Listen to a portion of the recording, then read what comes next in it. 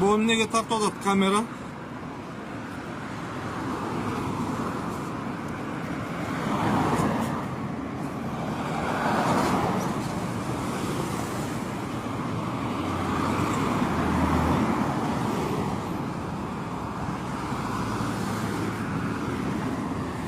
Emnege тартып атат.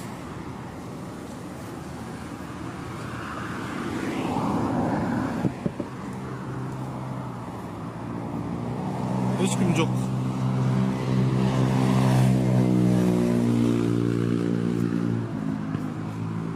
Assalamu alaikum. Ne tartutası? Ограничение? Дислокациялар бар mı? Қана? Түзекке çalбайсың ба? Түзеке? Неге? Дислокация керек болот. Бар mı дислокация? Түзекке çalсаң өттүр. Район начальниги өрдү эле замовы. Түзекке çalсаң болот айтты. Не фирма бул? Эмес бирок гостал. Каяктагы гос? Не документиң бар азыр бояка турганга? Не документ керек бирок? Айыл өкмөттөн барбы бияктан? Местага туруш үчүн. Кайсы айыл өкмөткө карайт бул? Ошо кайсы айыл өкмөткө карайт? Борукка эле карайт деп мен. Ошо кайсы район бул?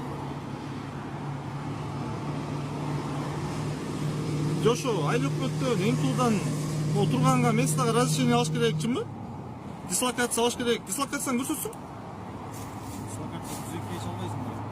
Жо сенде бош кетти да буякта документ. Эмнеге тартып атасың, а? Дислокация кызык болот. Түзекке çalсаң ба? Аты жөнүң ким сен? Алишер? Алишер? Жо ошо эмнеге тартып атасың деп атам да? Иә. Жо эмнеге документиң барбы тартканга? Документин көрсөтпөй кетип калайын. Мен сага айтып атам, түзекке çalсаң? Ограничение? Канча биякта ограничение? 60. Иә. Так, знак кана. Ылдый жакта, анан өйдө жакта турат. Иә. Өйдө жактан анан ылдый жакта турат дейт. Документин жок экен да, кыскасы. Иә. Документи жок эле турат мына. Ол номери, машинанын. Атың ким? Фамилия, имя, отчество. Эмнелер давай келген бирок. Жо ошо ким атың? Понтко эле өрү келди. Жо айтсаң мындай эле атыңды. Атым Темир. Фамилияңчы? Биз госпуз бирок дагы айтам. Бос болсо эмне эчтеке документи жок, эмне дислокацияң жок, бос болсо. Мен көргөзгөнгө милдеттүүсүң сен.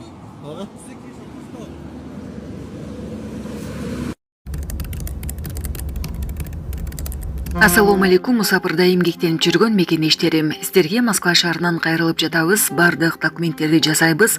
ННН, СНИЛС, медкнижка, перевод паспорт, ТМС, трудовой договор, детский полис, регистрация 3 айга квартирага коюп беребиз, регистрация 9 айга квартирага коюп беребиз, базасын 1 ай сайын текшерип беребиз. Биздин WhatsApp связь номерлерибизге +7936 144 40 73 номерине кайрылсаңыздар болот. Бишкекте эртең 22 октябрдан тарта жылуулук берилет. Бул тууралуу медиа билдирди. Тийиштүү буйрукка мэр Айбек Жуншалиев кол койгону маалымдалды.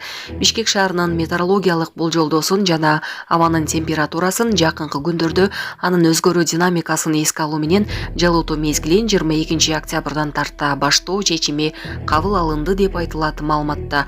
Ал эми жылуулук биринчи кезекте ооруканаларга, бала бакчаларга, мектептерге, төрөт үйлөрүнө жана социалдык коргоо мекемелерине берилет. Андан кийин турак жайларга, өнөр жай ишканалар менен мекемелерге жетет. Квадроберлер шаарларды ээлеп жатат. Агрессивдүү жүрүм-турум КМШда, Европада жана Америкада коомду кандай өзгөртүп жатат? Квадроберлер шаарларда агрессивдүү жүрүм-турум менен коомду өзгөртүп жатат. КМШ Европа жана Америкада квадроберизм деп аталган агрессивдүү жүрүм-турум өсүүдө. Бул көрүнүштүн себептери ар кайсыл аймактары башкача. Бирок негизги факторлор социалдык, экономикалык өйгөлөр, коомдо топтолгон стресс. Эксперттер бул көрүнүштүн артып жатканын белгилешип, алдын алуу үчүн психологиялык колдоо программаларын сунушташууда.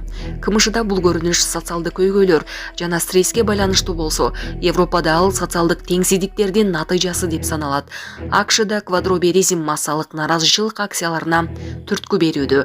Эксперттер бул агрессия коомду коопсуздукка коркунуч туудуруп, бөлүнүүлөрдү күчөтүп жатканын айтышат. Кээ бир эксперттер бул көрүнүш коомдо социалдык маселелерди эске алуу зарылдыгын көрсөтөт дешет, бирок агрессиянын жалпы коопсуздук